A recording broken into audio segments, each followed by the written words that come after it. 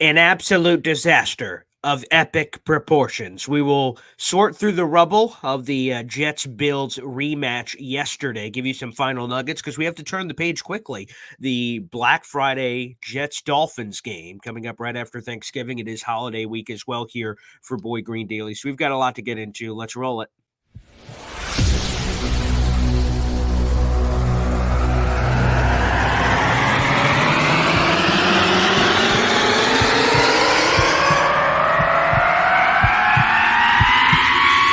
Zoinks! It is unequivocally the Super Bowl for New York Jet fans. Field Yates, baby. Field Gosh darn Yates. Let's bring him on the show. Come on, people. Connor Rogers is joining the show. What's up, Connor? But Trevor Gosh darn Sycamore, baby, for me, personally, my favorite New York Jet of all time. Wow, it's great to be on. What an intro that was right there. Paul, nobody does an intro like you, man. Paul, you give the best intro of literally any podcast that I've ever been. I'm gonna lose my gosh darn bananas.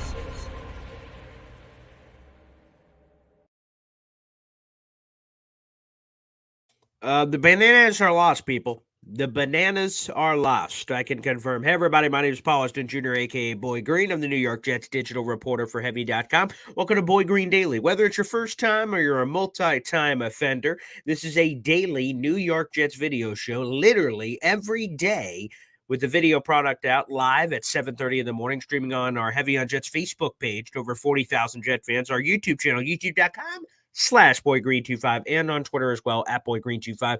If you guys prefer the audio-only version of the podcast, that is available shortly after the show by simply searching for Boy Green Daily wherever you find your podcast. Every Monday on the show, we have this man, Italy Jet, as we sort through what was an embarrassing loss. The effort was embarrassing. The lack of preparedness was embarrassing. It was underwhelming for the Jets because by winning that one yesterday, if they could have, they got blown out. They got run off the field. They could have made this Black Friday game matter. They could have made the holiday season matter a little bit more for the Jets. But nonetheless, let's bring them in. Italy Jet. Ciao. Ciao. How you doing, man? How's the chat doing? It sucks. I just put it right there. It just sucks. But I hope everyone's well. Well, Green, I hope you're well. How you doing, man? Yeah. I'm doing just dandy. It's someone said it earlier. I would say good morning, but it's not a good morning. It is just a morning. But we're going to try to bring that energy, bring that chutzpah, to try to say that I believe, and it's the theme of the video. I'll get right to it. I believe we're about to have a quarterback change. We mentioned it on the hour plus live stream last night that I believe the Zach Wilson era is over. It's unofficial because he is not. He was benched, but I think it is unofficial until we hear from Saleh, which I think will be coming out from Ian Rappaport here in a couple of hours. He has been breaking most of the Jet stories, or Connor Hughes for that matter, has done a good job himself. I think one of those two will be reporting in the next couple of hours that Zach Wilson will be permanently benched, and they will be moving on to another option. And the next natural order is likely Tim Boyle, but Trevor Siemian's on the practice squad. He could be elevated this week as QB2 or elevated as a starting quarterback option. But I imagine they will go down the pecking order to give everyone a whack at the pinata. This team needs a spark. There's just no other way to put it.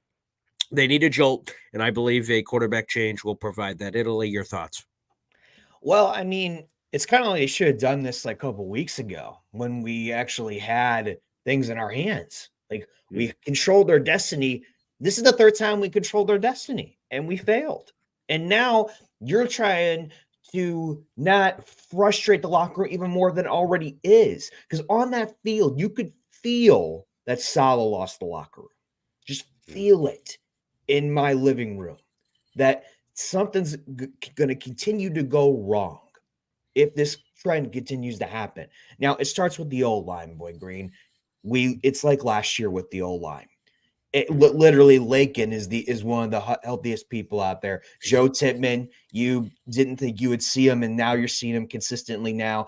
Glazer's in there. It's just ugly. Whoever quarterback is behind that O-line, it's going to be ugly. The Bills feasted on us. Feasted. It started with Floyd. And now you're seeing the offense implode even more. Wilson with those fumbles, and the defense just can't do it all the time. Literally, best defense in the NFL, worst offense in the NFL. Special teams is right in the middle. You can't make this up, Boy Green. You just can't make this up. You absolutely can't. Yeah, so I will say for the offensive line thing, real quick, there are 2 offensive linemen that appeared in the game yesterday for the Jets that had never played in the NFL before. That is Chris Glazer, who was called up from the practice, or excuse me, Xavier Newman was not called up from the practice squad, giving the opportunity to what was Chris Glazer, who started at right guard. And then Mekhi Becton goes down again. That is another update we're expecting here after the MRI late last night. And boy, it just doesn't look good. And the early prognosis is a high ankle sprain, and we're heading into week 12 on a short week. Boy, that could put him out for the rest of the year, or at the very least a significant chunk of time. We'll wait for that official diagnosis. I just feel for the man, first off, before we get to Jets or offensive line injuries. Mekhi's been battling injuries his entire career, and for this year to be the healthiest and most consistent offensive lineman for the Jets, for this to bite him, and he's heading into free agency, it's just, man, I feel for the man. I feel for him. But with him going down, Carter Warren made his NFL debut along with all the other young bucks. Izzy, Jason Brownlee. Some of these guys made debuts and some of them didn't. It's just a bunch of young guys. But Carter Warren had never played an NFL snap, and then boom, he's out there. So to some people in the chat that are saying no quarterback could succeed behind this offensive line, maybe, but we have no way to find out until we keep attempting different QBs. The thing that helps Zach is he's incredibly athletic, so he can run away from people. I don't know if Tim Boyle's doing that. I don't know if Trevor Simeon's doing that. But again, I still think it's insanity to continue to trot and do the same thing over and over again. Okay, Hackett in the booth. Okay, cool, but that didn't mean anything. It didn't result in anything. The real substantive changes you can make is at the quarterback position. And I think once you bench Zach, there's no going back to him outside of injury, of course. And then there's just too many injuries. Then you have no other choice. Okay, I guess Zach's back out there. So it is what it is. I think a quarterback change is coming. I think it's going to be announced, and we will see what kind of spark that can provide. I think that will provide a jolt in the buildup to Friday's game against Miami Dolphins at 3:00. I think, okay, we got a fresh start here. Let's see. I think the players will play with a little more chutzpah. I think it could open up a few things because Tim Boyle knows this playbook like the back of his hand. Nathaniel Hackett recruited him when he was back in college. He worked with him with the Green Bay Packers for multiple seasons. He's going to know this playbook, so hopefully that can open up some different opportunities on the offensive side of the ball. So that's what I'm hoping for. But the other injury is Tony Adams, dislocated finger that I believe was poking through the glove, which was disgusting. Oh, but yeah. Returned to the game. So shout out to Tony Adams, I suppose. Yeah, shout out to him. I mean, he taped it up, played through it, and it sucks what's happened to Becton. It sucks what happens to even the other injuries on defense and O-line, and especially, when we got Carter 2 out. Like that sucked too. Yeah. So it's just one thing after another, and it's been the trend with the Jets for several years now. Yeah, I will say Jared B telling me he's 0-3 in his starts. Yes, I'm aware that Tim Boyle is not a great option. Yeah, that is perhaps his stats aren't great either if you want to look those up. But the fact of the matter is he is your QB2 now, or QB3 he was obviously at the beginning of the year, but it just kind of is what it is. You have no choice.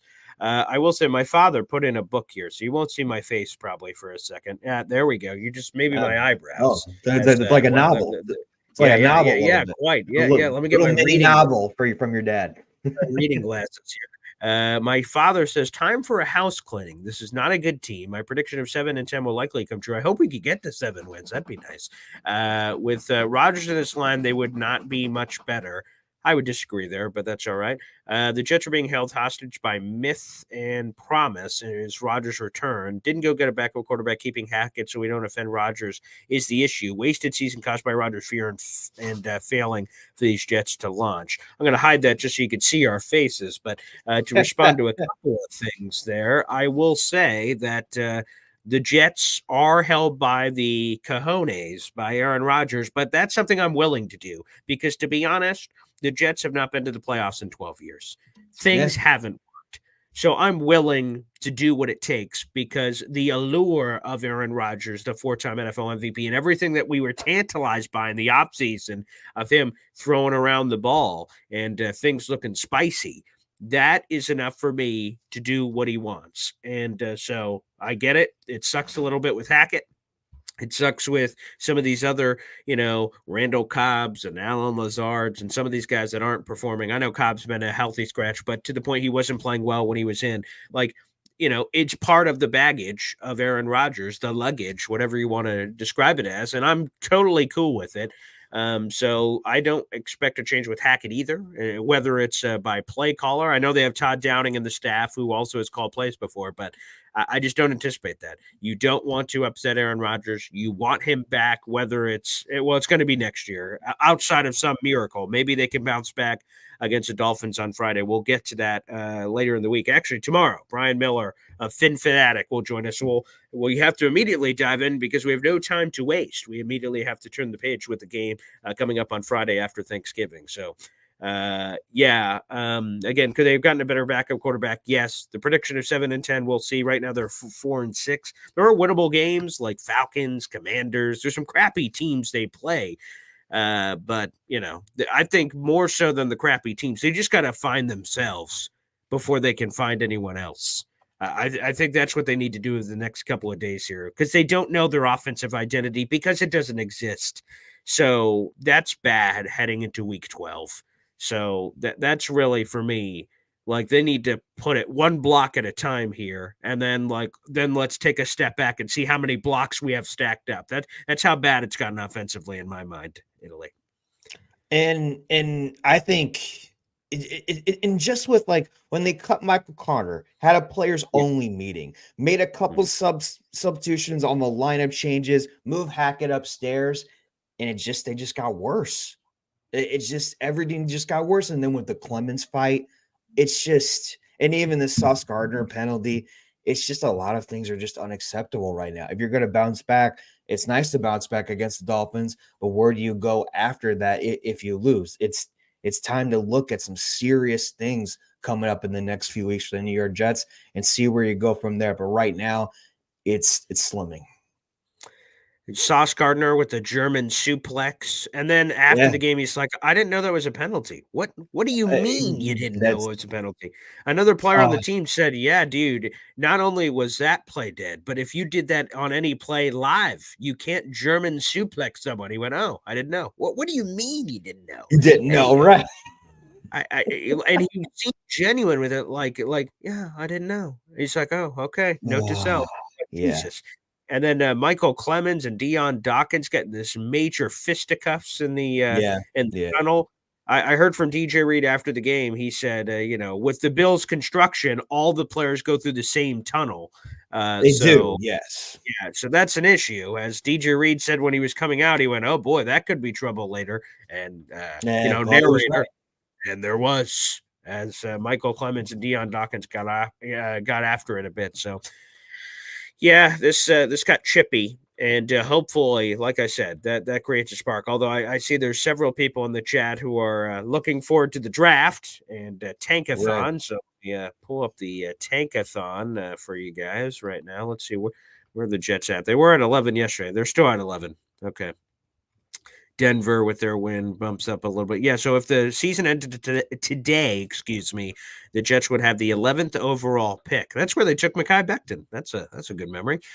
So they currently have the 11th overall pick, and they're back that way because of the strength of schedule. But there's a couple of more 4-6 teams ahead of them. The highest 4-6 team on this list is 8 with Atlanta, and then you just have all the other crap. Who would have thought? So Panthers, that pick belongs to the Bears. You have Arizona, the Patriots, the Bears, again, with their own original pick, the Giants, who just won, so they dropped a little bit. You have Tennessee, Washington, Atlanta. And interestingly enough, think about this. The Jets play Atlanta. the Jets play Washington, and those are 2 teams ahead of them in the top 10. So that could be very, very important. There's no head-to-head tiebreakers, it's all strength of schedule, but just interesting to note that there will be direct ties to some of these teams that are in front of them by the time this matters. And I'm going to be honest, Italy, it's disgusting that I just read Tankathon here on November 20th. I was hoping it's the latest I've had to do that, quite frankly. Oh, okay. Think about it, right? Like the last couple of seasons, we're opening up Tankathon in the month of October. So the fact that I guess we're doing it in late November should be progress. But still, it just doesn't feel right.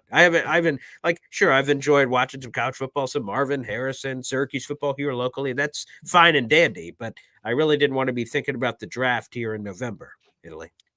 I mean, thinking about the draft at all around October, Yeah. November is never a good sign anyway. Like I said, it just feels too much like last year, and it's just the tankathon. I mean, I'm a half glass full guy, but Yeah. it's still getting depressing and whatever. And everyone's entitled to their own opinion when it comes to stuff like that. But me, I'm like, it's depressing.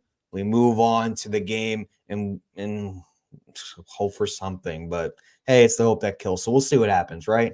We'll see what happens. Thanksgiving week. So hope everyone has a safe Thanksgiving and loved ones with their family. All right. Last thing before we get you out of here, Italy. What's going on? Looking ahead to the Dolphins game. What are initial thoughts? I know we're pretty raw here coming off the Bills game, but initial thoughts on the Dolphins game. They barely escaped the Raiders. I'm going to They be. did. They came Lost off by a their touchdown, right? bye. Lost by a touchdown, right? Yeah, they did. And the Raiders had chances to come back in that game. And think about this. Aiden O'Connell had 3 picks. Like the Raiders didn't play great, and they were Right. still within range. So it's kind of like, ooh, like, okay, maybe there's a little something there. And I really love the Jets defense. And I think they are going to come firing off this game where obviously they got a few times. I think the offense obviously didn't help them. So that's interesting in a lot of respects too. But what's your initial thoughts on this Jets Dolphins game, first matchup? Hey, it's a great it's a great thing the NFL's bringing in with Black Friday game. I know we're thinking about having it like a consistent thing with the Jets, but There's been that chatter. overall, if you want to turn the corner, but you got to stop the running game. They got a great running game right now. You don't know what's going to go on with Tyreek Hill injury. I know they've been keeping a lot of close games lately, but I still think Fangio's defense has been, honestly, they've been pouring it on a lot recently. I think it's only going to get better, and you'll see if Tua can close out the games. But overall, I mean, we need a spark. We need things to turn around quickly and fast, and the injuries are just not helping us right now. So it's going to be an interesting game. Could be a very long game as well, like this past one. Felt like it was 24 hours yesterday. That was, there was a couple of medical emergencies which extended it. So our thoughts and love are sent out to all those guys. But in a general sense, it just seemed with the score, it also just dragged from that perspective. Speaking of injuries, I just saw it in the 1:00 games yesterday. Devon Achane gets hurt in the first quarter, never returns with that knee injury. So he may be unlikely to play against the Jets based on early prognosis. Although this will be a little bit of a weird week with the injury report because of the Friday game. So all of that will be accelerated as well as we get to those. But again, we just got to see, can the Jets, from a dignity and pride standpoint, let alone the playoff picture or tankathon or anything else, for dignity's sake, can they step up with the holidays and give us a miracle, give us a present, give us a competitive gift? I think that's quite frankly the question at this point. All right. Well, Italy, thanks for joining. Yeah, go ahead. No, I appreciate you as always. Hope everyone has a great week. Have a happy Thanksgiving to anyone that celebrates it. In the chat, we appreciate you as usual, and we'll see you next Monday. All right. Thanks, everybody, for tuning in. Italy, we'll be back next Monday. We'll dive into Dolphins. Logo will change from a buffalo to a dolphin tomorrow. Brian Miller, a good buddy of mine. We've been friends for a long time, and we'll be talking Jets Dolphins tomorrow morning at 7:30, everybody. Take care. Thanks for tuning in. Appreciate you.